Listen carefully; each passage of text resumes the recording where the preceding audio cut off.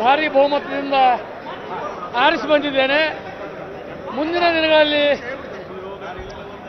ಕಟ್ಟ ಕಡೆಯ ಬಡತನದ ರೇಖೆಯಲ್ಲಿ ಕೆಳಗಿರ್ತಕ್ಕಂಥವರಿಗೆ ಸಾಮಾಜಿಕ ನ್ಯಾಯ ಕೊಡಿಸ್ತಕ್ಕಂಥ ಕೆಲಸ ನಾನು ಪ್ರಾಮಾಣಿಕವಾಗಿ ಮಾಡ್ತೀನಿ.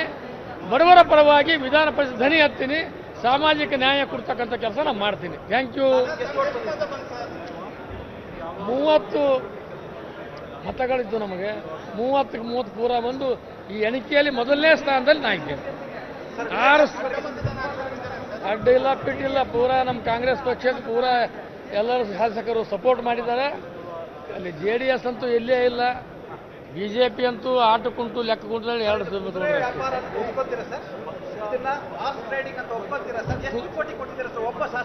ಕುದುರೆ ಇಲ್ಲ, ಏನು ಯಾವುದೂ ಇಲ್ಲ. ವ್ಯವಹಾರ ಡೈರೆಕ್ಟ್ ನಮಗೆ ನಮ್ಮ ಕೆಲಸ ಕಾರ್ಯಗಳು ನೋಡಿ ನಮ್ಮ ಜನ ಮತ ಹಾಕಿದ್ದಾರೆ, ನಾವು ಆರಿಸಿ ಬಂದಿದ್ದೇವೆ. ಎಸ್ ಧನುಶ್ರೀ ಈಗಾಗ ಹೇಳಿದ್ರು ಅತಿ ಹೆಚ್ಚು ಮತಗಳಿಂದ ನಾನು ಗೆದ್ದಿದ್ದೀನಿ ಅಂತ ಹೇಳಿದ್ರೆ ಅದು ಕುದುರೆ ವ್ಯಾಪಾರ ಅಲ್ಲ ಅನ್ನೋ ಮುಖಾಂತರ ಅವ್ರು ಹೇಳ್ತಾರೆ. ಇದು ಕುದುರೆ ವ್ಯಾಪಾರ ಅಲ್ಲ, ಆದ್ರೆ ನಮ್ಮ ಮೇಲೆ ವಿಶ್ವಾಸ ಇಟ್ಟು ಮತ ಹಾಕಿದ್ರೆ ಎಂಬ ಮಾಹಿತಿಯನ್ನ ಹಂಚಿಕೊಂಡಿರ್ತಕ್ಕಂಥದ್ದು ಧನುಶ್ರೀ. ಒಟ್ಟಾರೆ ಎಲ್ಲ ಕಡೆ ಇದು JDSಗೆ ಅತಿ ದೊಡ್ಡ ಮರ್ಮಾಘಾತ ಅಂತ ಹೇಳ್ಬೋದು. ಯಾಕಂದ್ರೆ 4 ಓಟ್ ಕ್ರಾಸಿಂಗ್ ಓಟ್ ಹಾಕಿದ್ರೆ ಯಾರು ಅಂತ ತಲೆ ಸಾಗಿರ್ತಕ್ಕಂಥ. ಅದರಲ್ಲಿ ಈಗಾಗಲೇ ಪ್ರಾಥಮಿಕ ಮಾಹಿತಿ ಪ್ರಕಾರ JDSನವರ ಪ್ರಾಥಮಿಕ ಮಾಹಿತಿಯ ಪ್ರಕಾರ ಧನುಶ್ರೀ ಒಟ್ಟಾರೆ ಅದು ಚಿಕ್ಕಬಳ್ಳಾಪುರ ಮತ್ತು ಕೋಲಾರ ಜಿಲ್ಲೆಯಿಂದ ಎಲ್ಲೊಂದ್ ಕಡೆ 2 ಓಟ್ಗಳು ತಲಾ 1 ಓಟ್ಗಳಾಗಿದೆ ಅಂತ ಹೇಳಲಾಗ್ತಿದೆ. ಅದೇ ರೀತಿ ಎಲ್ಲೊಂದ್ ಕಡೆ ಹಳೆ ಮೈಸೂರು ಭಾಗದಲ್ಲಿ ಆಗಿರ್ತಕ್ಕಂಥ ಮೈಸೂರು ಭಾಗದಲ್ಲಿ 1 ಓಟ್ ಆಗಿದೆ ಅಂತ ಹೇಳಲಾಗ್ತಿದೆ. ಅಲ್ಲದೆ ಚಾಮರಾಜನಗರ ಜಿಲ್ಲೆಯಿಂದಲೂ ಕೂಡ 1 ಓಟ್ ಕ್ರಾಸಿಂಗ್ ಓಟ್ ಆಗಿದೆ ಅಂತ ಹೇಳಲಾಗ್ತಿದೆ. ಹಾಗಾಗಿ ಇನ್ನಷ್ಟೇ JDS ಕೂಡ ಪತ್ತೆ ಹಚ್ಚಬೇಕಾಗಿರ್ತಕ್ಕಂಥ. ಆದ್ರೆ ಬಿಜೆಪಿಗೆ ಅತಿ ದೊಡ್ಡ ಮರ್ಮಾಘಾತ ಆಗಿರ್ತಕ್ಕಂಥದ್ದು. ಇದೇ ಕಾರಣಕ್ಕಾಗಿ ಈಗಾಗಲೇ ಬಿಜೆಪಿ ತುರ್ತು ಸಭೆಯನ್ನ ಮಾಡ್ತಿರ್ತಕ್ಕಂಥದ್ದು. ವಿಪಕ್ಷ ನಾಯಕ ಆರ್ ಅಶೋಕ್ ರವರ ನೇತೃತ್ವದಲ್ಲಿ ಇದೀಗ ಸಭೆ ನಡೆತಿರ್ತಕ್ಕಂಥ. ಯಾರು ತಮ್ಮ ಪಕ್ಷದೊಳಗಿರ್ತಕ್ಕಂಥವ್ರು ಯಾರು ಮತ್ತು ಯಾರು ಕ್ರಾಸ್ ವೋಟಿಂಗ್ ಮಾಡಿದ್ದು ಅಂತ ಹೇಳಿ ಈಗಾಗಲೇ ಚರ್ಚೆ ಆಗ್ತಿರ್ತಕ್ಕಂಥ.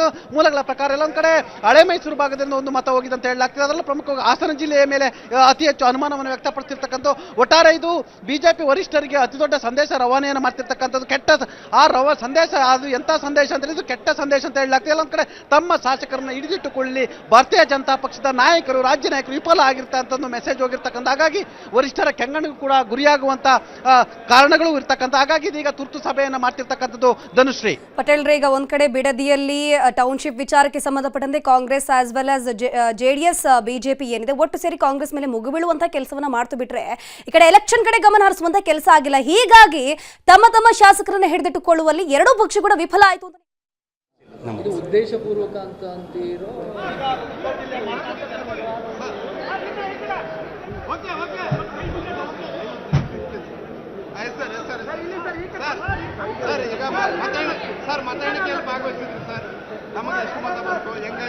ನನಗೆ 29 ಮತಗಳು ಬಂದಿದೆ.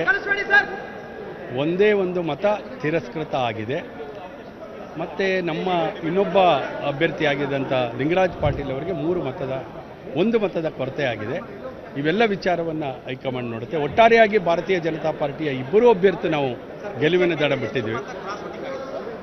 ಅದು ಗೊತ್ತಿಲ್ಲ, ಅದೆಲ್ಲ ನಮ್ಮ ಹೈಕಮಾಂಡ್ ಗಮನಿಸುತ್ತೆ. ಒಂದೇ ಒಂದು ಅದು ನಂದು ಅದಕ್ಕೆ ನಿಮ್ದು 29 ಹೌದು ಪಾಟೀಲ್ ಅವರಿಗೆ 3 ಮತ ಶಾರ್ಟೇಜ್ ಆಯ್ತು. ಪಾಟೀಲ್ ಅವರಿಗೆ 3 ಮತ ಶಾರ್ಟೇಜ್ ಆಯ್ತು. 3 ಅಲ್ಲ, 1 ಶಾರ್ಟೇಜ್ ಆಗಿದೆ, 3 ಬರಬೇಕಾಗಿತ್ತು. ಅದನ್ನೆಲ್ಲ ನಮ್ಮ ಹೈಕಮಾಂಡ್ ನೋಡಿ ಖಂಡಿತ ತರ್ತೀವಿ. ತರದೇ ಹೋದ್ರೂ ಆಲ್ರೆಡಿ ಹೋಗಿರುತ್ತೆ. ಈಗ ಅದು ಗೊತ್ತಿಲ್ಲ, ಅದೆಲ್ಲವನ್ನು ನಮ್ಮ ವರಿಷ್ಠರು ಗಮನಿಸ್ತಾರೆ. ನಮಗೆ ಗೊತ್ತಿಲ್ಲ, ಅದೆಲ್ಲವನ್ನು ವರಿಷ್ಠರೇ ಗಮನಿಸ್ತಾರೆ.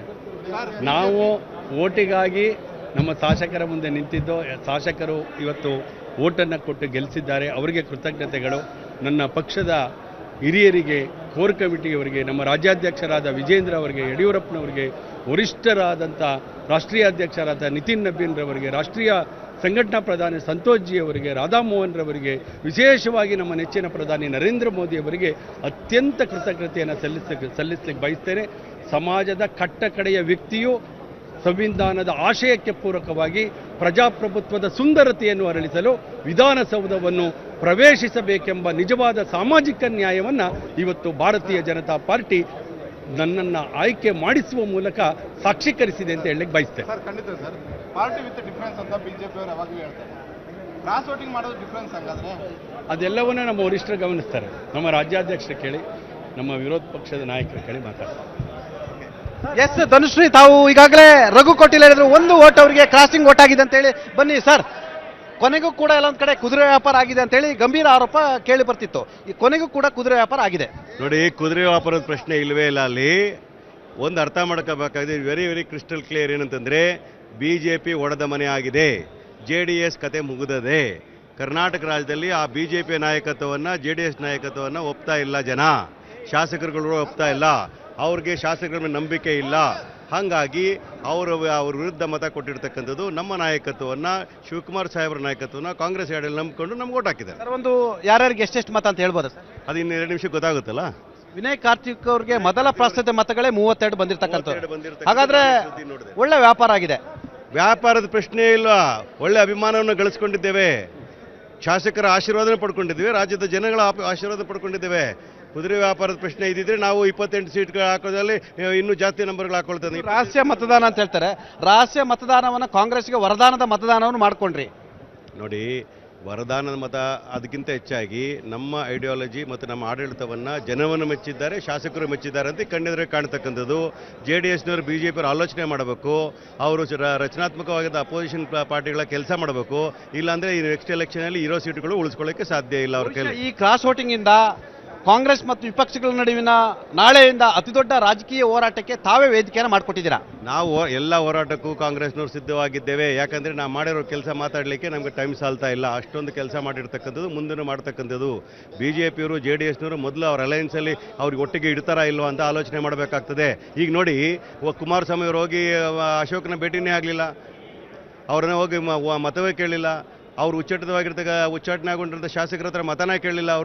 ಅವರ ಉದಾಸೀನ ಏನು ನೋಡಿದ್ರು ಅಂತಂದ್ರೆ ಅಲಯನ್ಸಿನ ಅವಶ್ಯಕತೆ ಇಲ್ಲ. ನಿಮ್ಗಾಗಿ ಸರ್ ಈಗ ಅವರು ರಿಸ್ಕ್ ತಗೊಂಡು ಓಟ್ ಹಾಕಿದ್ದಾರೆ ಸರ್. ಈಗ ಅವರಿಗೆ ಸರ್ ಮುಂದೆ ರಾಜಕೀಯ ಆಶ್ರಯ ಯಾವ ರೀತಿ ಕಲ್ಪಿಸ್ತಿದ್ದಾರೆ ಸರ್? ನಾವು ರಾಜಕೀಯ ಆಶ್ರಯ, ಅವರು ರಾಜಕೀಯ ಆಶ್ರಯಕ್ಕೋಸ್ಕರ ಓಟ್ ಕೊಟ್ಟದಲ್ಲ, ನಮ್ಮ ಮೇಲೆ ಅಭಿಮಾನ ಇಟ್ಟು ಓಟ್ ಕೊಟ್ಟಿದ್ದೆ. ಆದರೆ ಖಂಡಿತವಾಗ್ಲೂ ಕೂಡ ಅವ್ರಿಗೆ ಎಲ್ಲ ಶಾಸಕರಿಗೂ ಒಂದೇ ರೀತಿ ನೋಡ್ತೀವಿ, ಅವರು ಕೂಡ ಇನ್ನೂ ಸಹಾನುಭೂತಿಯಿಂದ ಖಂಡಿತವಾಗ್ಲೂ ನೋಡ್ತೀವಿ. ಅವ್ರ ಕ್ಷೇತ್ರಗಳಲ್ಲೂ ಕೂಡ ಒಳ್ಳೆ ಉತ್ತಮ ಕೆಲಸಗಳಿಗೆ ಅನುವು ಮಾಡಿಕೊಡ್ತೀವಿ. ತಾವು ವಿಪಕ್ಷದಲ್ಲಿದ್ದು ನಿಮ್ಮದನ್ನ ಆಡಳಿತ ಪಕ್ಷದವರು ಈ ರೀತಿ ನಿಮ್ಮ ಮತಗಳನ್ನ ಕದ್ದಿದ್ರೆ, ಕುದುರೆ ವ್ಯಾಪಾರ ಮಾಡಿದ್ರೆ, ಅದಕ್ಕೆ ನೀವು ಆಗ ಯಾವ ರೀತಿ ವ್ಯಾಖ್ಯಾನ ಮಾಡ್ತಿದ್ರಿ? ತಾವು ವಿಪಕ್ಷ ಆಗಿ ನಿಮ್ಮ ಮತಗಳನ್ನ ಆಡಳಿತ ಪಕ್ಷ ಕದ್ದಿದ್ರೆ, ಆಯ್ತಾ, ಕ್ರಾಸ್ ವೋಟಿಂಗ್ ಮಾಡ್ಕೊಂಡಿದ್ರೆ, ಅದಕ್ಕೆ ನೀವು ಯಾವ ರೀತಿ ವ್ಯಾಖ್ಯಾನ ಮಾಡ್ತೀರಾ ಸರ್? ನಾನು ಮೊದಲು ವಿಪಕ್ಷದಲ್ಲಿ ಇದ್ದಿದ್ರೆ ಮೊದಲು ನನ್ನ ಶಾಸಕರನ್ನ ಒಳ್ಳೆ ಗೌರವದಿಂದ ನಡೆಸ್ಕೊಳ್ತಾ ಇದ್ದೆ, ಅವ್ರ ಮೇಲೆ ನಂಬಿಕೆ ಇಡ್ತಾ ಇದ್ದೆ, ಅವ್ರನ್ನ ನನ್ನ ಹತ್ರ ಇಟ್ಕೊಳ್ತಾ ಇದ್ದೆ. ಯಾವಾಗ ನಾಯಕತ್ವ ಫೇಲ್ ಆದಾಗ ನಾವು ಹೆಂಗೆ ಮಾಡಲಿ? ನಾವೇನಾದ್ರು ವಿರೋಧ ಪಕ್ಷದಲ್ಲಿದ್ದರೆ ಖಂಡಿತವ್ರು ನಮ್ಮ ಶಾಸಕರು ಎಲ್ಲರೂ ನಮಗೆ ಆಗ್ತಾಯಿದ್ರು, ಆಡಳಿತ ಪಕ್ಷದವರು ನಮ್ಗೆ ಓಟ್ ಹಾಕೋ ರೀತಿಯಲ್ಲಿ ಕೆಲಸ ಮಾಡ್ತಾರೆ. ಕೈ ಹಿಡಿದಿರ್ತಕ್ಕಂಥ BJP ಮತ್ತು JDSನ ಶಾಸಕ ಮತದಾರರಿಗೆ ಈ ಸಂದರ್ಭದಲ್ಲಿ ಯಾವ ರೀತಿ ವಿಶ್ ಮಾಡೋಕ್ಕೆ ತಾವು ಬಯಸ್ತೀರಾ?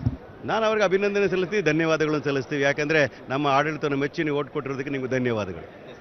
ಈಗಾಗಲೇ ಕ್ರಾಸ್ ವೋಟಿಂಗ್ ಅನ್ನ ಸ್ವತಃ ಕಾಂಗ್ರೆಸ್ನ ವಕ್ತಾರ ಆಗಿರ್ತಕ್ಕಂಥ ಮತ್ತು MLC ಆಗಿರ್ತಕ್ಕಂಥ ನಾಗರಾಜ್ ಯಾದವ್ ಹೇಳ್ತಾರೆ ಕ್ರಾಸ್ ವೋಟಿಂಗ್ ಆಗಿರೋದು ಕನ್ಫರ್ಮ್ ಅಂತ ಹೇಳಿ. ಅವರು ಹಿಡಿದಿಟ್ಕೊಳ್ಳಕ್ಕೆ ಬರಲಿಲ್ಲ, ನಾವು ಹಿಡ್ಕೊಂಡಿವಿ ಅನ್ನೋದು ರೀತಿಯಲ್ಲಿ ದಾಟಿಯಲ್ಲಿ ಹೇಳ್ತಿರ್ತಕ್ಕಂಥದ್ದು. ದೃಷ್ಟಿ ಆ ಮುಖಾಂತರ ಬಹುಶಃ ಇದು ಅತಿ ದೊಡ್ಡ ರಾಜಕೀಯ ಹೋರಾಟಕ್ಕೆ ಮತ್ತು ರಾಜಕೀಯ ಯುದ್ಧಕ್ಕೆ ಇದು ಕಾರಣಕರ್ತ ಆಗುವ ಸಾಧ್ಯತೆ ಇದೆ ಅಂತ ಹೇಳಲಾಗ್ತದೆ. ಯಾಕಂತ ಹೇಳಿದ್ರೆ ಈಗಾಗಲೇ BJPಯ ವರಿಷ್ಠರು ಕೆಂಗಣ್ಣು ಬೀರತಕ್ಕಂಥದ್ದು. ರಾಧಾ ಮೋಹನ್ ಈಗಾಗಲೇ ಮೋಹನ್ ಅಗರ್ವಾಲ್ ರವರು ಇದೀಗ ಮಾಹಿತಿಯನ್ನು ಪಡೆದಿರ್ತಕ್ಕಂಥದ್ದು. ಮತ್ತು ಈಗಾಗಲೇ ಇದೇ ಕಾರಣಕ್ಕಾಗಿ ಯಾರು ತಮಗೆ ಒಂದು ಓಟನ್ನು ಕ್ರಾಸ್ ಮಾಡಿದ್ರು ಅಂತ ಹೇಳಿ ಈಗಾಗಲೇ ಭಾರತೀಯ ಜನತಾ ಪಕ್ಷದ ನಾಯಕರ ಟೆನ್ಷನ್ಗೊಳಗಾಗಿರ್ತಕ್ಕಂಥದ್ದು. ವಿಪಕ್ಷ ನಾಯಕ R ಅಶೋಕ್ ಮತ್ತು BJP ರಾಜ್ಯಾಧ್ಯಕ್ಷ B ವಿಜೇಂದ್ರ ಅವರದ್ದು ಯಾರದೇ ತಲೆದಂಡ ಆದರೂ ಕೂಡ ಆಶ್ಚರ್ಯ ಪಡಬೇಕಾಗಿಲ್ಲ. ಯಾಕಂತ ಹೇಳಿದ್ರೆ ಇಲ್ಲಿ ತಮ್ಮ ಮತದಾರರನ್ನ, ತಮ್ಮ ಶಾಸಕ ಮತದಾರರನ್ನ ಹಿಡಿದಿಟ್ಕೊಳ್ಳಿಕ್ಕೆ ಸಾಧ್ಯ ಇಲ್ಲ. ಆ ಮುಖಾಂತರ ಒಂದು ಕಡೆ ಕಾಂಗ್ರೆಸ್